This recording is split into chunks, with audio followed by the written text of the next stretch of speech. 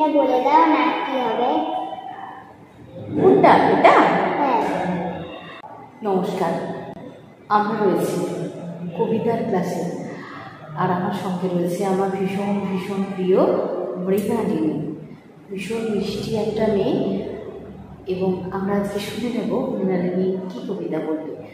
যতদূর সম্ভব মৃণালিনী তুমি ঘুম জাগানো পাখি কবিতা বলবে, তাই তো? তুমি কি জানো কবিতাটি কার লেখা? জানি তো। বলো কার লেখা। কাজী নজরুল ইসলাম। হ্যাঁ, তুমি জানো, আমি কিছুদিন আগে কাজী নজরুল ইসলামের বাড়িতে গিয়েছিলাম।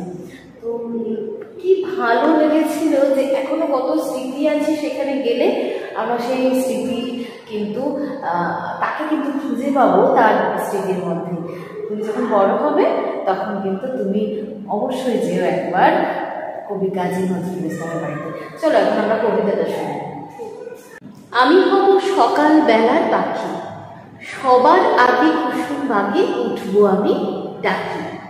সূর্যি মামা জাগার আগে উঠবো আমি জেগে, হয়নি সকাল ঘুমো এখন, মা বলবেন রেগে। বলবো আমি আলসে মেয়ে, ঘুমিয়ে তুমি থাকো, হয়নি সকাল তাই বলে কি সকাল হবে না গো।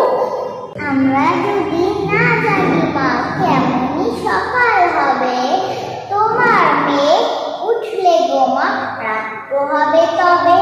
উষা দিদি ওঠার আগে উঠবো পাহাড় চূড়ে, দেখবো নিচে ঘুমায় শহর শীতের কাঁথা মুড়ে। ঘুমায় সাগর বালু জড়ে নদীর মোহনায়, বলবো আমি ভোর হলো যে সাগর ছুটে আয়।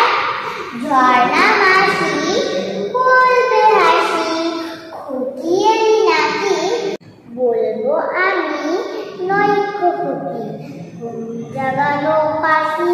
বলবো আমি নৈকো খুকি ঘুম জাগানো পাখি। ফুলের বনি ফুল ফোটাবো অন্ধকার